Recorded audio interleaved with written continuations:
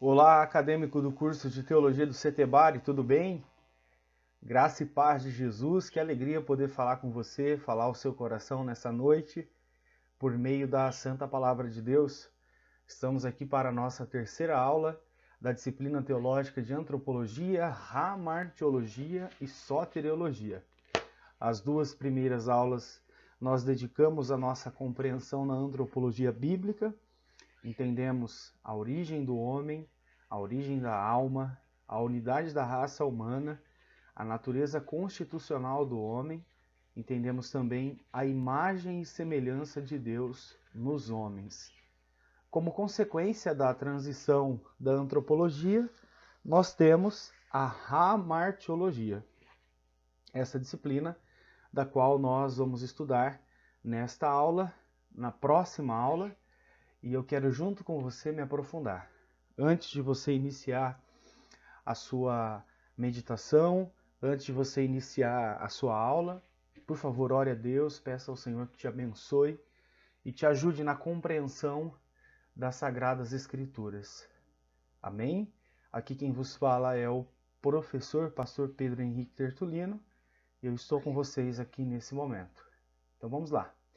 Ao estudarmos esse assunto, nós vamos chegar num ponto, o primeiro ponto, a primeira abordagem é definir e entender a natureza pecaminosa do ser humano. Nossa compreensão começa com a definição do nome da disciplina. Talvez você olhe para esse nome estranho e pergunte o que significa hamartiologia. Basicamente, hamartiologia é o estudo do pecado. É a junção de duas palavras gregas, o hamartia, que traz a ideia de pecado, e o logos, o logia, que trata de estudo, tratado, palavra. Dentro das ciências, quando é estudado alguma ciência, o logia sempre traz essa ideia de estudo. Essa seria a definição. Então, quando nós nos propomos a estudar a hamartiologia, nós estamos nos propondo a estudar o pecado. É um assunto bem delicado. É por isso que a primeira aula parte da natureza pecaminosa do ser humano. Nós entendemos que somos imagem e semelhança do Criador, porém o pecado manchou essa imagem e semelhança. E aí nós precisamos estudar a doutrina do pecado. De acordo com a professora Laide Schiavone-Schmidt, a palavra pecado ela ocorre 440 vezes na Bíblia. Então tem mais pecado do que dias do ano. E normalmente ela está associada a coisas ruins. Desculpe, transgressão, iniquidade, desagravo a Deus, erro e culpa. Então não tem coisa boa no pecado. Tudo que fala de pecado, tudo que nós falamos de pecado, nós estamos falando de coisas ruins, de coisas que estão associadas àquilo que é extremamente prejudicial para a raça humana. Se tem uma coisa que destrói o ser humano, é o homem, é o próprio pecado na vida do homem. Vamos definir, olhar alguns termos, tanto no Antigo quanto no Novo Testamento. Eu separei aqui para vocês, pode ser que no livro de vocês tenham mais, mas está separado aqui 4 termos hebraicos que estão associados com a ideia de pecado. Então, a primeira palavra que aparece é a palavra hebraica shatat, que significa errar o alvo. Essa é a primeira palavra.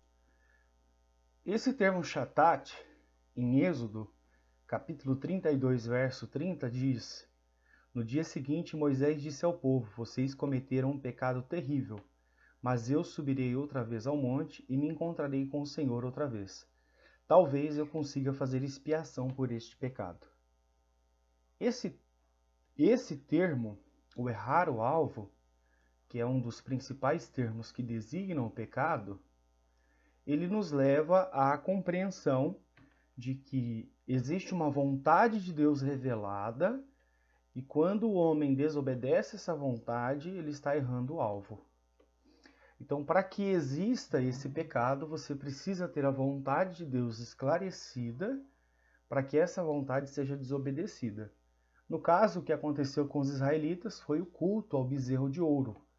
A vontade de Deus revelada é: não fará para ti imagem de escultura. Essa vontade foi desobedecida e, ao ser desobedecida, gerou esse pecado, o errar o alvo. Nós temos também o pichá, que traz a ideia de rebelião ativa. Provérbios 28, 13. O que encobre a sua iniquidade nunca prosperará, mas aquele que confessa e a deixa alcança misericórdia. É algo que está sendo feito e a pessoa sabe que aquilo é errado e ela está escondendo aquilo. Então você tem aí a rebelião ativa. Alguém pensa-se até nessa ideia do duplo pecado. E nós temos o chagá, que traz a ideia do desviar-se. É um caminho reto que foi estabelecido pelo Senhor e toda vez que esse caminho é abandonado, nós estamos cometendo esse pecado chagá, o desviar-se. E nós temos também o awon, que traz a ideia de torcer. Esse pecado não tem a ver com a prática. Esse pecado não tem a ver com a prática. Esse pecado tem a ver com a intenção.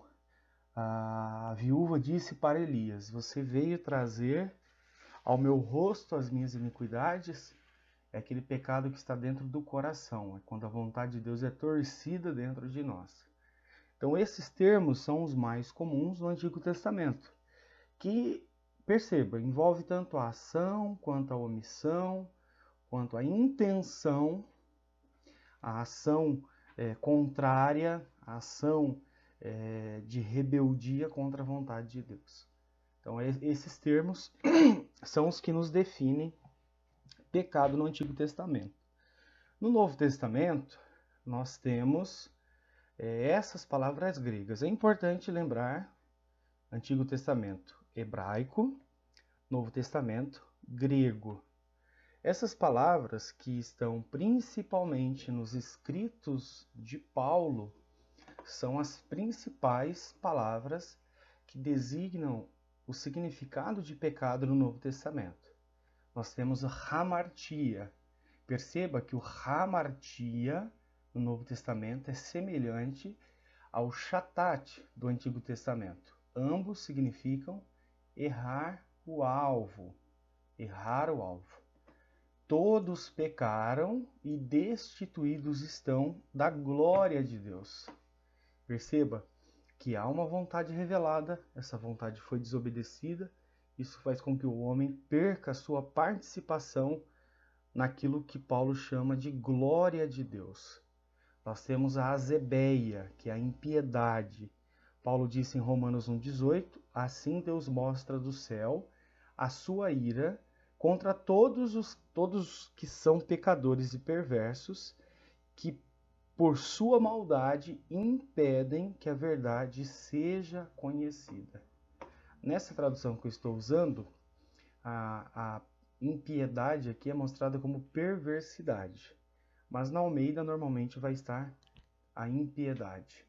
É aquela falta de compaixão que por uma ação pecaminosa leva outras pessoas a errarem, a pecarem também. Perceba que nessa equação ninguém é tido por inocente. Todos são culpados. Os que torcem a verdade, aqueles que escondem a verdade por sua impiedade, como aqueles que erram o caminho. Então você tem tanto a hamartia como a azebeia complementando um ao outro nesse aspecto do pecado. Nós temos outro termo grego que é adikia, a injustiça. Essa injustiça que é a prática exaltada de algo contrário à vontade de Deus. Existe uma prática justa, por exemplo, é justo que você venda as coisas por um preço justo. Toda vez que você vende algo por um preço injusto, desculpe, você está cometendo uma injustiça. Isso não deixa de ser um pecado. Outro termo é o parabases. que é a ideia da transgressão. Essa ideia é uma desobediência declarada ao mandamento do Senhor. É algo que Deus revelou para a pessoa e a pessoa está radicalmente desobedecendo o mandato do Senhor. Nós temos a anomia, que é a iniquidade, que é aquilo que é contrário à lei. Nômio normalmente está associado à lei, e a anomia é aquilo que é contrário à lei, aquilo que é contrário ao santo mandamento do Senhor. E por último aqui nessa lista nós temos o paracoí, que traz a ideia da desobediência. Tudo isso também mostra no Novo Testamento o pecado em ação, omissão, estado ou intenção. Grave isso. É o que nós estamos falando. Agora, esses termos do Novo Testamento ajudam a construção da definição teológica do pecado. Perceba que o que nós vamos definir aqui não é algo novo, não é algo que vem aí de uma invenção teológica. Muito pelo contrário, é algo que já está estabelecido há muito tempo na história da igreja, e a igreja, ao olhar para isso, faz o uso dessas verdades para estabelecimento do propósito de Deus. A teologia ela se ocupa das definições dos termos bíblicos para tentar explicar isso de forma teológica. Então vamos lá. O Strong, que é um teólogo batista muito conceituado do século XIX, um dinossauro da teologia, ele diz que pecado é falta de conformidade. Perceba que é conformidade com a lei moral de Deus, quer em ato, disposição ou estado. Para o Strong, existe uma lei. Essa lei moral, ao existir, ela exige de nós uma conformidade. Eu preciso estar dentro do tamanho dessa lei. E quando eu cometo algo por ato, ou quando penso em fazer algo, minha disposição, ou quando por simplesmente ser humano, estado, eu estou pecando. Então, para o Strong, o pecado ele atinge o homem em todas as suas dimensões. Aqui nós temos agora uma definição do Severa, esse teólogo paranaense, que nós usamos o livro dele como base. Ele diz que o pecado é um mal moral que consiste em ação, omissão ou estado contrário a qualquer lei de Deus dada às suas criaturas racionais. Mais uma vez, nós temos ação, omissão. Agora o Severa ele deixa claro que a ação não é só você fazer algo que Deus abomina, mas é deixar de fazer algo que Deus se agrada. Então eu não peco apenas, por exemplo, quando uma pessoa diz que cometeu um adultério, ela está pecando. Mas quando alguém deixa de ajudar o seu próximo, ela também está pecando, porque ela não apenas fez aquilo que é contrário à vontade de Deus no aspecto que Deus abomina, mas também aquilo que Deus se agrada não foi feito. E o estado aponta aí para a ideia dos pensamentos, da essência do ser humano. Então não tem como fugir. O homem, na definição teológica e a partir desses textos bíblicos, é considerado culpado, é pecador. Agora nós vamos dar uma viajada para a Inglaterra. O teólogo Erickson, o Millard Erickson, um teólogo anglicano, muito bom teólogo, ele diz que pecado é qualquer falta de conformidade, ativa ou passiva. Aí vem a ideia do ação e omissão com a lei moral de Deus. Isso pode ser uma questão de ato, de pensamento ou de disposição. Então, o Erickson ele vai na mesma linha. Por quê? Porque não tem como você fugir disso. Se eu acredito na Bíblia, eu preciso, a partir desse momento, entender que o pecado ele não está apenas naquilo que eu faço, mas no que eu deixo de fazer, no que eu penso em fazer, naquilo que me move a fazer. Esse é o meu estado. Então, por isso que essas definições elas são bem parecidas, porém todas estão de acordo com as Sagradas Escrituras. Agora nós temos o Berkouwer, que é um grande expoente da doutrina, ele disse o seguinte: ele nem se preocupa em definir a questão do que é pecado.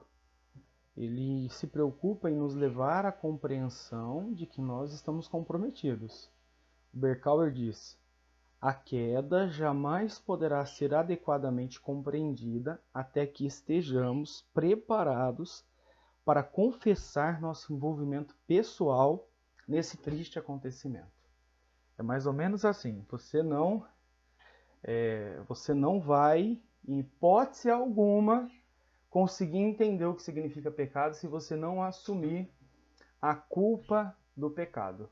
Eu me lembrei de uma piada, vou contar para vocês, para você entender como que é a questão do comprometimento. Nessa piada, essa anedota, tinha 3 ratos.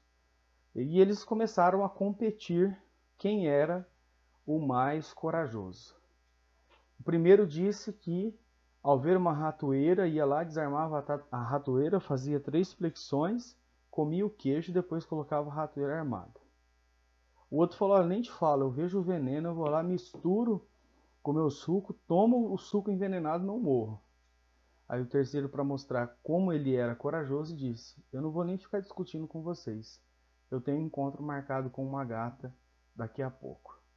É nesse momento que você vai ver que os 3 ratos, eles mostravam seu total envolvimento nessa questão. Então, para o Berkouwer, você não consegue entender o pecado se você não assumir a sua condição pecaminosa. E eu espero que você tenha dado risada da minha piada e depois me mande um WhatsApp, ok? Aqui nós temos agora o texto de Gênesis 2, verso 16 e 17. Dessa forma, pecado é errar o alvo proposto por Deus à humanidade, ou seja, obedecer às suas leis. Gênesis 2, verso 16. De toda árvore do jardim comerás livremente. Não comerás da árvore que está no meio do jardim, a árvore do conhecimento do bem e do mal, porque no dia em que dela comerdes, certamente morrerás. Então nós temos um alvo, esse alvo vai tentando ser, nós vamos tentando acertar esse alvo e nós só fazemos errar. Isso é pecado. É Deus nos dar algo para fazer, ordenar em sua palavra, o Senhor ordenar em sua palavra algo para fazermos e insistentemente nós vamos lá e deixamos de fazer. Essa é a definição de pecado. Então, se você quiser pausar agora, fazer uma reflexão, voltar, ouvir novamente, ler os textos que eu citei com atenção, anotar na sua Bíblia, fique à vontade. Por quê? Porque é muito importante. Assim nós entendemos a natureza pecaminosa do homem a partir da definição do pecado. O próximo ponto da nossa aula está sobre a origem do pecado. Nós vamos estudar daqui 1 ou 2 aulas algumas escolas de pensamento que negam a origem do pecado, a relação da raça humana com a queda. Hoje nós vamos nos ater a entender o relato bíblico, partindo do pressuposto, ou do pressuposto dos conservadores, de que a Bíblia é inspirada por Deus e as suas passagens são históricas e verídicas. O texto de Gênesis 3, verso 1 até o 6, e Romanos 5, verso 12, relata a entrada do pecado do mundo. Então, como nós temos essa linha conservadora, desculpe, nós afirmamos categoricamente que a Bíblia é a palavra de Deus.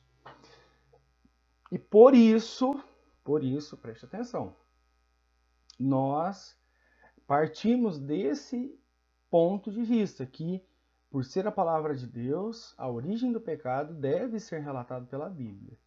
Então não é uma visão filosófica da origem do pecado, ou muito menos uma visão histórica, mas sim uma visão bíblica de onde vem o pecado e a interpretação que nós temos dessa origem. Então vamos lá olhar os primeiros 3 versículos. Vamos só contextualizar. O Senhor criou todas as coisas conforme está relatado no capítulo 1, inclusive o homem. No capítulo 2, o Senhor Moisés dá detalhes da criação do homem e da mulher e da instituição da família. E no capítulo 3, Moisés relata a entrada do pecado no mundo, onde todos os problemas da humanidade foram absolutamente causados pelo pecado. A origem do pecado, ela não está em Deus, ela está no diabo. É importante entender que no Antigo Testamento ele não tinha esse nome. Esse nome é normalmente atribuído no Novo Testamento. Da língua grega diabolos, traz a ideia daquele que coloca um contra o outro, o acusador. No Antigo Testamento, normalmente ele é chamado de Satanás, o significado de adversário. Então, o adversário de Deus possuiu um animal no Jardim do Éden, mostrando ali que posteriormente ele também poderia possuir estes animais ou qualquer outro animal, como possuiu os porcos, como possui alguns animais para fazer a maldade contra as pessoas. O inimigo possui um animal do jardim, ao que tudo indica um animal belíssimo, a serpente, e este animal ele vai ser usado pelo inimigo para tentar Adão e Eva e Adão, contra a vontade de Deus. É importante entender que a tentação aconteceu com Eva, mas o responsável pela queda foi Adão, porque Deus disse para Adão, lá em Gênesis 2, versos 16 e 17. Na primeira tentativa, o diabo altera a palavra de Deus. Perceba, tudo acontece quando a palavra de Deus é alterada. E aqui nós temos a primeira operação matemática, um acréscimo. Ele tenta adicionar a palavra de Deus, fazendo que o mandamento fosse muito pesado para obedecer. É a pergunta do verso 1. É assim que Deus disse: não comereis de toda árvore do jardim? Eva estava totalmente esclarecida sobre a verdade e responde: sim, nós podemos comer de tudo, menos da árvore do conhecimento do bem e do mal. Na segunda tentativa, o diabo ele vai lançar dúvida, gerando a incredulidade. Certamente não morrereis. Aqui nós temos uma outra operação matemática, a divisão. Basicamente, o pecado ele é tido nas 4 operações matemáticas. O pecado, as heresias, elas existem nessas 4 operações matemáticas. As seitas adicionam o significado da palavra de Deus, subtraem o verdadeiro significado da palavra de Deus, multiplicam os falsos ensinos e dividem o povo de Deus. Isso é mais ou menos o que o diabo faz na vida das pessoas para afastá-las do propósito do Senhor.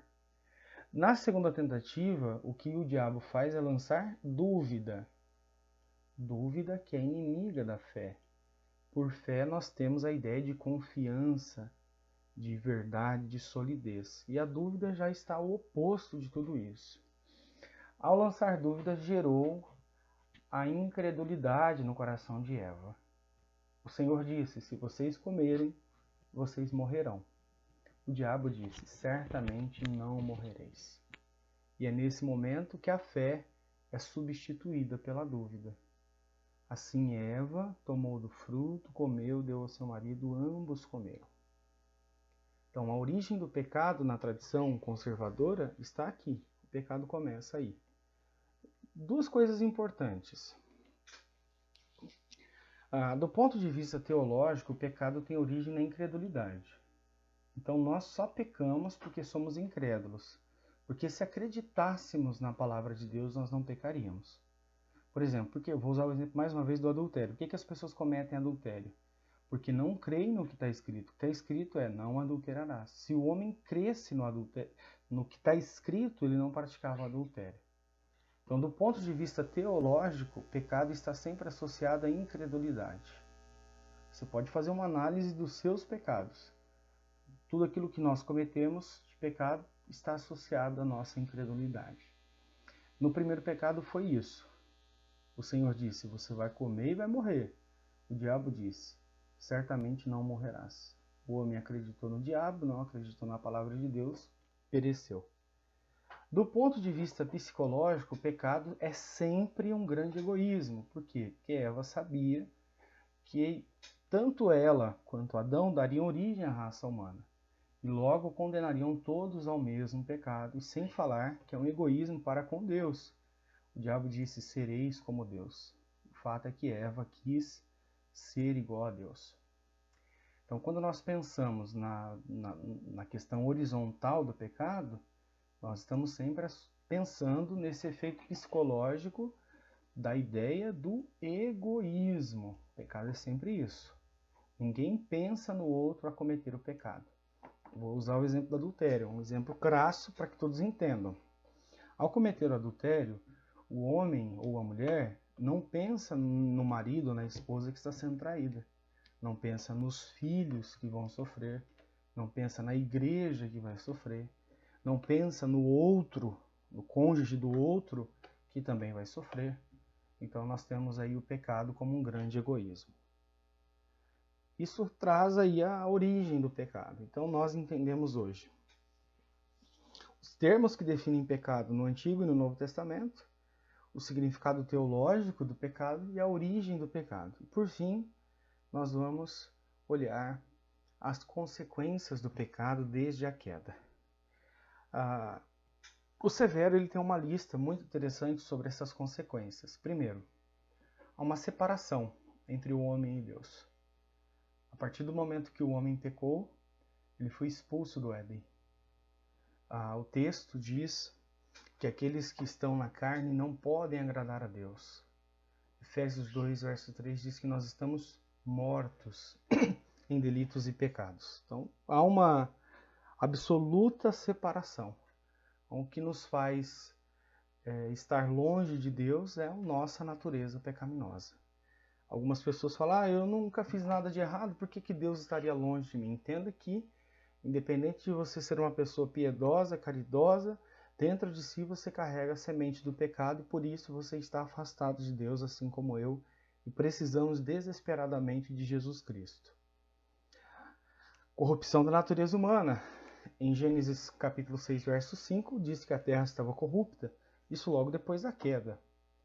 Em Romanos 1, verso 26 até o 28, Paulo diz que a corrupção foi tal que as mulheres mudaram o uso natural, inflamando-se umas contra as outras, até homens deitando-se com homens. Então, a corrupção da natureza humana é efeito do pecado. A consciência de culpa. Depois que pecou, Adão teve medo, se escondeu de Deus. Então, nós só sentimos culpa porque somos pecadores. Os distúrbios sociais, Gênesis 4, verso 8, diz que um irmão matou o outro. Caim matou Abel. Até usei um exemplo aqui do crocodilo, que é uma droga devastadora, uma droga russa, devastadora. Então, todas essas maldades, essa violência, essa podridão da nossa sociedade é efeito do pecado. O sofrimento. O Senhor disse que Eva daria luz sentindo dores, que Adão trabalharia, o suor do seu rosto comeria. O trabalho é uma bênção, mas a fadiga do trabalho é consequência do pecado.